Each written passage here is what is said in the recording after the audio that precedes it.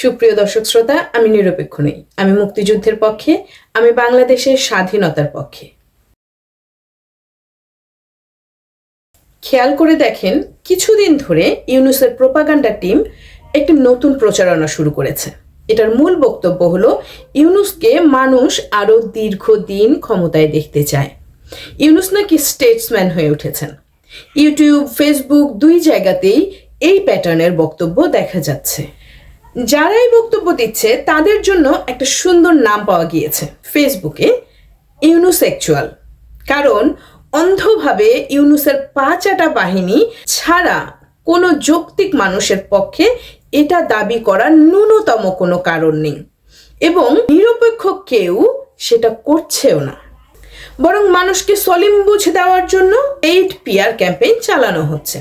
আচ্ছা, আপনি বলেন তো, গত 8 মাসে ডক্টর ইউনূস উল্লেখ করার মতো কি কাজ করেছে বা কি কাজ তার আছে যার জন্য দেশের মানুষ তাকে চাইবে? এটা বললেই ইউনূস বাহিনী আবার হারে রে করে বলবে, বাজারে সবজির দাম কিন্তু কম।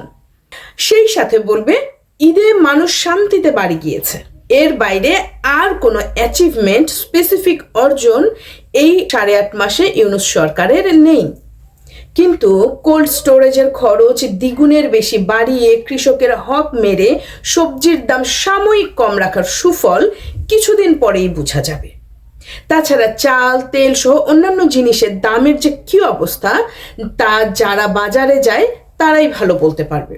অন্যদিকে এবারে ঈদে অন্যান্য বছরের তুলনায় অর্ধেকেরও কম মানুষ ঢাকা ছেড়েছে।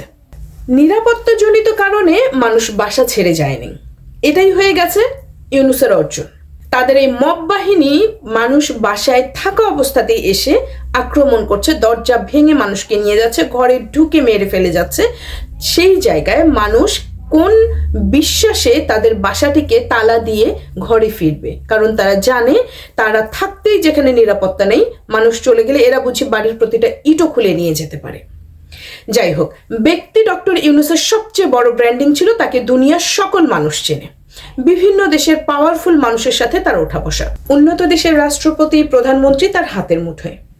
এক হিসেবে এগুলো ভুলও নয়, কারণ ব্যক্তিগত এইসব যোগাযোগ ব্যবহার করে উনি নিজের জন্য নোবেল সহ 150-র উপরে পুরস্কার বাগিয়ে নিয়েছেন। তার জন্য বিভিন্ন সময় বক্তব্য, বিবৃতি দিতেও দেখেছি আমরা অনেককে। কিন্তু কথা হলো, তার এই পরিচিতি দেশের জন্য কি কাজে লাগছে গত 8 মাসে? উত্তর হলো আ বিগ জিরো। বিগত 8 মাসে ডক্টর ইউনূস 7 বার সফরে গিয়েছেন। সফরগুলো হলো নিউ ইয়র্কের জাতিসংঘ অধিবেশন, বাকুর COP29 সম্মেলন, কায়রোতে D8 সম্মেলন, ডাভোসের ওয়ার্ল্ড ইকোনমিক ফোরামের সম্মেলন, দুবাইতে গভর্নমেন্ট সামিট, চীনের বোয়া ফোরামের সম্মেলন এবং ব্যাংককের বিমস্টেক সম্মেলন। এই সকল সফর থেকে বাংলাদেশের নিট প্রাপ্তি হচ্ছে 0 বললেও মনে হয় ভুল হবে, নেগেটিভ।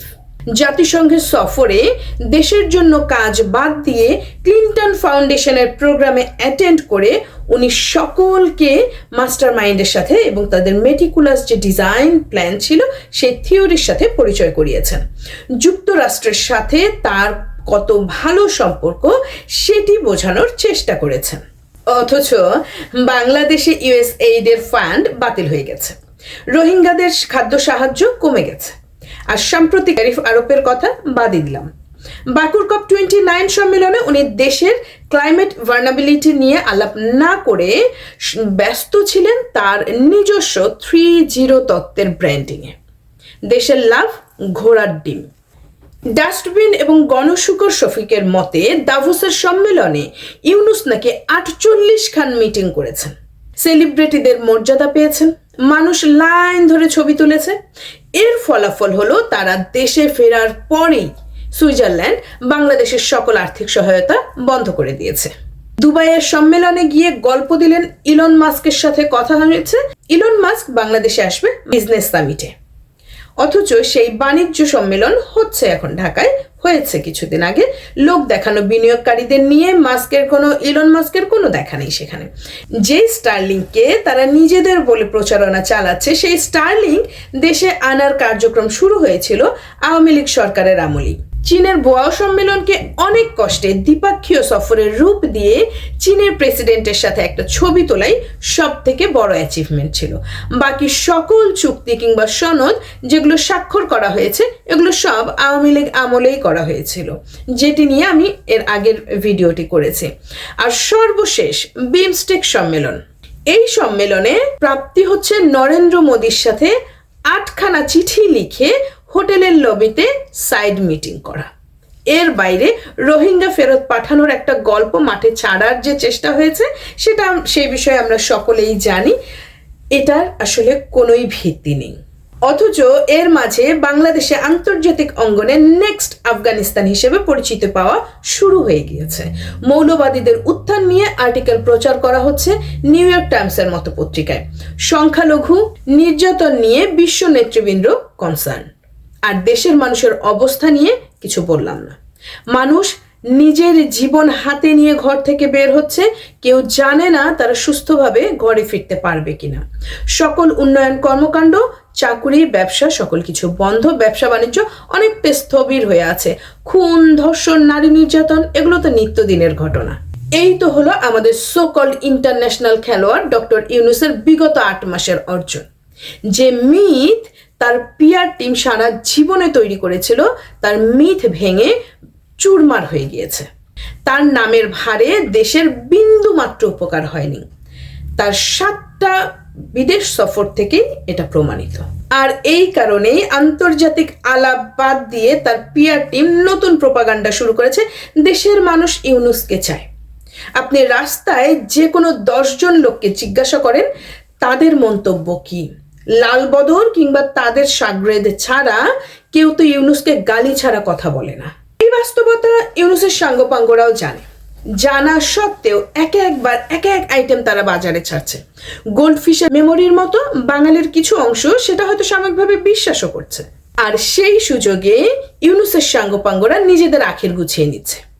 দেশটাকে খুব লেখে এরা চম্পট দিবে একদিন, তখন আফসোস করেও আর কাজ হবে না।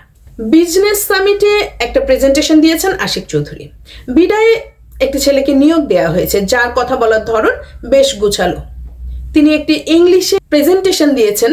ইংলিশে যেহেতু দিয়েছেন তার মানে নিশ্চয়ই ভালো কিছুই বলেছেন।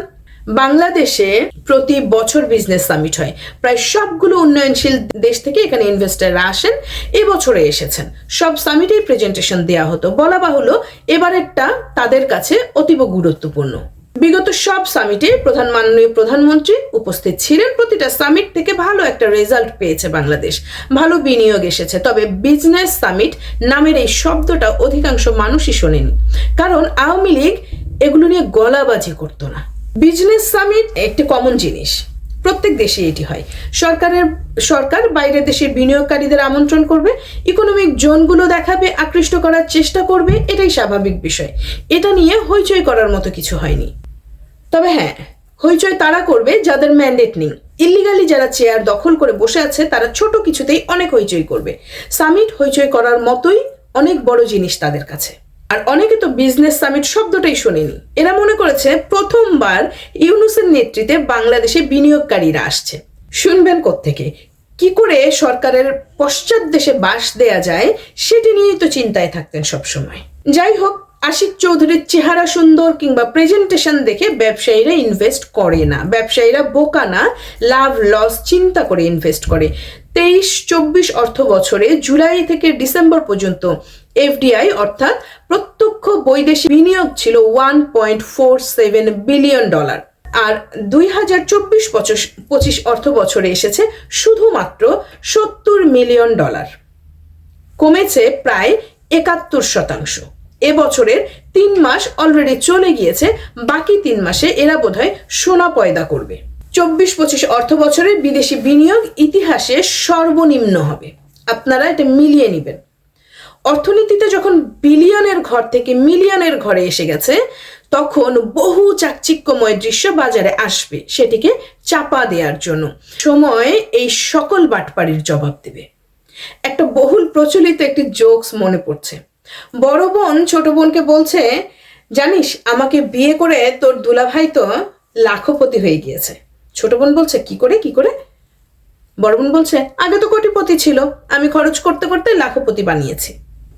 ও আমাদের ইন্টারন্যাশনাল খেলোয়াড়ও আমাদের এই রপ্তানিকে মিলিয়নিয়ার করেছেন, কারণ এটি আগে বিলিয়নের ঘরে ছিল। Good job. আরও একটি প্রোপাগান্ডা ক্যাম্পেইনের কথা বলি আপনাদের। বাংলাদেশের সব মানুষকে কি বুদ্ধ ভাবা ঠিক? ইউএস নিউজ ও ওয়ার্ল্ড রিপোর্ট নামে একটি সাইট, প্রধানত এরা র্যাঙ্কিংয়ের ব্যবসা করে। তাদের ব্যবসার মূল জায়গা স্কুল, কলেজ, বিশ্ববিদ্যালয়ের র্যাঙ্কিং। এটা নিয়েও নানা রকমের প্রতারণা ও ভুলভাল বিষয়ক বিতর্ক আছে খোদ আমেরিকাতেই। হেন বস্তু নাই যেটা নিয়ে তারা র্যাঙ্কিং করে না। যেমন ডায়েট পরিকল্পনা, নতুন গাড়ি, পুরনো গাড়ি, পুরস্কার currency, travel, hotel agency, airline, হাসপাতাল, ঋণদাতা প্রতিষ্ঠান, ডাক্তার, সিটিজেনশিপ, বাড়ি কেনা বেচা, বিমা, ব্যাংক, আরো অনেক অনেক কিছু। এরা বলেছে বাংলাদেশ নাকি পাওয়ারে সারা পৃথিবীতে 47, ওভারঅলে 71। এই পাওয়ার মাপতে গিয়ে তারা ক্রয় ক্ষমতার বা পারচেজ পাওয়ার প্যারিটি হিসাব করে বলেছে আমাদের মাথা পিছু জিডিপি নাকি $9,022 সমান। যাই হোক, মজার বিষয় হলো এরা এটাও বলেছে পৃথিবীতে 10ম সবচেয়ে দুর্নীতিগ্রস্ত দেশ হলো বাংলাদেশ। আরো মজার বিষয় হলো এরকম আরেকটি সাইটে গত বছর বাংলাদেশকে পাওয়ারে 40তম অবস্থানে রেখেছিল। ভোদাই লোকজনকে বোঝানো হচ্ছে এটি বাংলাদেশের বিরাট অর্জন। ওরে ভাই, এটি একটি হাস্যকর র্যাঙ্কিং। এগুলোকে আন্তর্জাতিকভাবে কোনো মূল্যই দেয়া হয় না। গোল্ডম্যান স্যাক্স মুডি পুয়ার এরা বাংলাদেশের ক্রেডিট ও ফাইন্যান্সিয়াল রেটিং নিচে নামিয়ে দিয়েছে। আর এই সাইট বলছে বাংলাদেশ নাকি আর্থিকভাবে বিরাট ক্ষমতাশালী। বাইরে এই সকল গল্পগুজব দিয়ে নির্বাচন দরকার নাই বলার যারা চেষ্টা করছেন তারা নিয়মিত ইসবগুলোর ভুসি খান। গোবর মাথায় নিয়ে এসব প্রচার করা হচ্ছে ছেলে ভুলানো গল্প। ইসবগুলোর ভুসি খান, গোবর বের হয়ে যাবে। আপনাদের পরিচিত অর্থনীতিবিদদের জিজ্ঞাসা করেন $9,022 হিসাবটা কি ঠিক না বেঠিক। এই একই সাইট যে সেরা 10 চোর ভরা দেশের মাঝে বাংলাদেশকে 10ম চোর বলে তালিকায় রাখলো, আর ওভারঅল র্যাঙ্কিংয়ে এর আগের বছরের 69 থেকে 71 2 ধাপ পিছিয়ে দিল, সেটিও বলেন। সেটি নিয়ে বোবাকালা হয়ে আছেন কেন? অন্য আরেক পত্রিকা যে গত বছর বাংলাদেশকে 40 পাওয়ার দিয়েছিল, সেটার সময় এত ফুর্তি কই ছিল? চোরের দেশ হিসেবে 10-এর মধ্যে থাকার গৌরবও কম কি এই ইউনূস বাহিনীর কাছে? ভালো থাকবেন সবাই।